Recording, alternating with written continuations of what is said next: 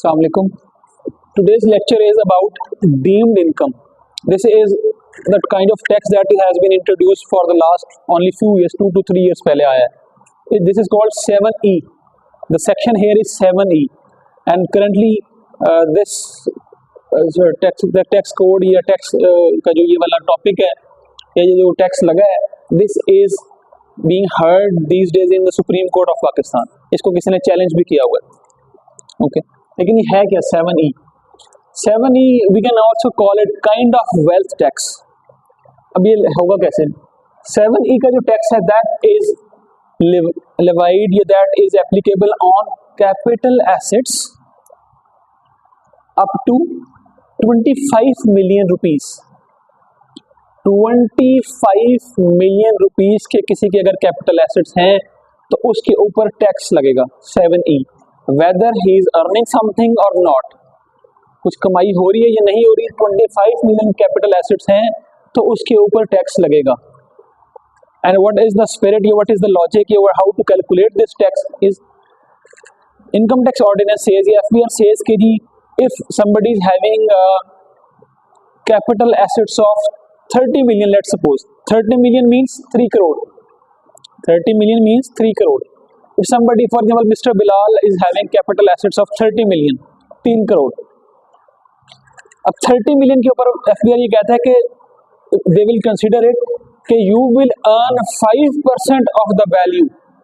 5% of the market value is considered as your deemed income. 3 crore का 5% कितना होगा? 3 करोड़ का 5% कितना होगा? 15 lakh rupees.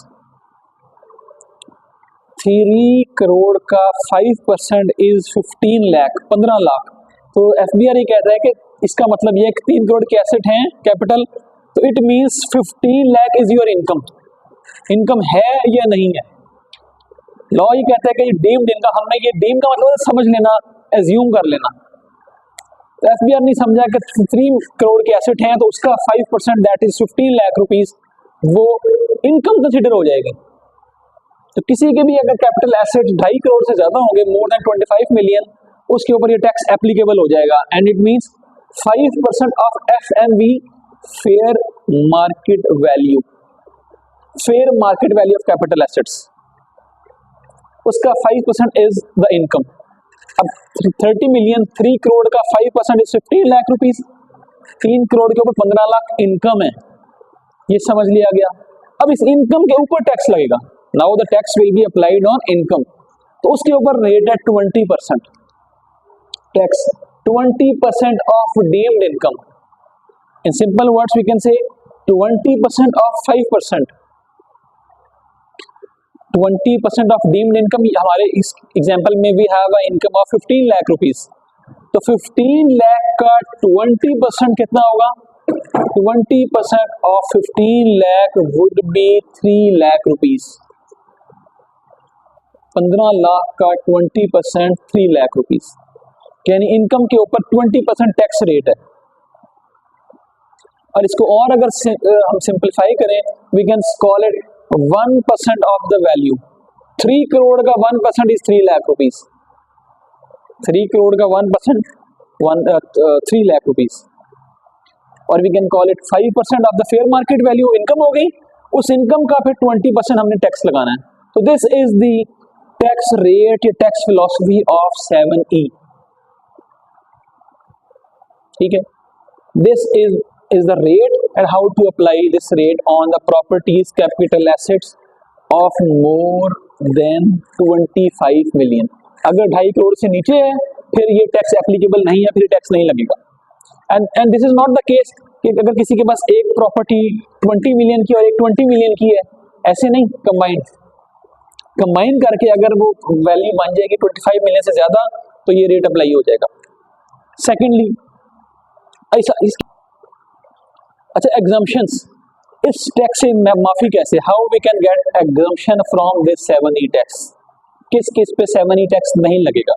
There are some exemptions. तो एफबीआर सेज कि one capital asset owned by person, कि कोई एक कैपिटल एसेट आपकी अपनी मर्जी का आप बता दें, उसको एफबीआर एग्जम्प्ट कर देगा. तो आप यकीनन आप वो एसेट बताएंगे that is having higher value, that is having higher fair market value. तो one capital asset of the tax payer choice that would be exempt from 7E, only one. This is the one of the exemption. Second is business premises. ऐसी property, ऐसा building है where the tax payer is doing business, जहाँ पे वो कारोबार कर रहा है, उसकी जो जगह है उस प्लाजे में, उस फैक्ट्री में, उस शॉप में, वो भी एग्जम्प्ट है. प्रोवाइडेड, याद रखें, प्रोवाइडेड इसकी कंडीशन है कि he should be a filer. अगर कोई फाइलर नहीं है तो नॉन फाइलर को ये एग्जम्पशन नहीं है बिजनेस प्रेमिसेस वाली. तो if one is a filer, his name is appearing in ATL, active tax payer list, उसका नाम ATL में आ रहा है, तो इसका मतलब ही इज अ फाइलर. तो उसके business premises, business property, farm house, ये जहाँ पे वो फार्म हाउस तो नहीं कहेंगे, फैक्ट्री कहेंगे, तो वहाँ पे उस प्रॉपर्टी को भी एग्जम्पशन है, उस पर ये टैक्स नहीं लगेगा. Third one, agricultural land. Agricultural land भी अगर किसी की करोड़ों में है तो उसके ऊपर भी 7E का टैक्स एप्लीकेबल नहीं होगा. No rate tax of 7E on agricultural land allotted by the government. If some property is allotted by the government to government officers, provincial, federal or army people, forces से कोई है या कोई शहीद हैं और उनके वर्सा डिपेंडेंट्स ऑफ द शोहदा have got some property by the government, उसके ऊपर भी 7E का टैक्स नहीं. Rented property, if you have a house of 2 canals in DHA and its value is, let's go, 16 crore rupees, so that is more than 2.5 crore. 16 crore की उसकी value है और 7E लग जाना 2.5 करोड़ से ऊपर. But if you have rented out that property, अगर आपने वो घर किराए पे दे दिया and you are receiving per month you can say 5 lakh rupees, अब प्रॉपर्टी इज ऑफ 16 करोड़, लेकिन जब आप कोई प्रॉपर्टी रेंट पे दे देंगे ना और उसको डिक्लेयर करेंगे we have rented it out, तो फिर भी 7E का टैक्स नहीं लगेगा. This would property would be exempt. You will be surprised कि व्हाई एंड हाउ, तो आई विल एक्सप्लेन इट. अभी ये समझिएगा रेंटेड प्रॉपर्टी भी एग्जम्प्ट है 7E के टैक्स से, because when you have declared something कि यू हैव रेंटेड इट, तो then the rent you are receiving you have to pay tax on that rent. तो उस इनकम फ्रॉम प्रॉपर्टी में जो रेंट आता है उसके ऊपर एक अलग से टैक्स है ना, तो you are paying that tax on the rental income. So that is why that property is excluded from 7E. There are many people who are criticizing this tax 7E, and this is many criticism on this 7E tax. But people say it has more, you can say, disadvantages for the taxpayers. But one advantage that economists or some people say that this tax would discourage investment in real estate files and plots. Pakistan में most of the people have their savings parked only in real estate. किसी के पास भी saving है वो क्या करता है, they buy a plot of 5 marla, 10 marla, 1 canal, different files in different residential schemes. तो बहुत सारे लोगों की ये इन्वेस्टमेंट होती है. And if one has let's suppose 10 plots, तो 10 प्लॉट से रियल इकोनॉमी में कंट्रीब्यूशन कोई नहीं हो रहा. That is the piece of land and that is stagnant there. कोई रियल इकोनॉमी, रियल फैक्ट्री या कोई रियल पर्पस में कुछ नहीं हो रहा. तो इसलिए इस टैक्स से वो डिस्करेज होते हैं क्योंकि उसको एग्जम्पशन नहीं है. हाँ, अगर वो उसे प्रॉपर्टी बना के रेंटेड आउट कर देंगे या उसमें कोई बिजनेस करेंगे, देन दैट इज एग्जम्प्टेड. तो this 7E tax is discouraging those investors who are investing in real estate in plots and files. तो वो यहाँ से डिस्करेज होता है. तो this tax can also be called as kind of wealth tax.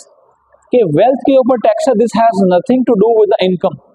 इस सारे केस में इनकम का कोई जिक्र नहीं है. This has a direct hit on the wealth. तो this is a kind of wealth tax. This is a kind of wealth tax. इसमें इनकम का कोई रोल नहीं है. तो 7E is a kind of wealth tax. तो this is the rate कि जी 20% of the 5%, how to apply the rate, and these are the exemptions.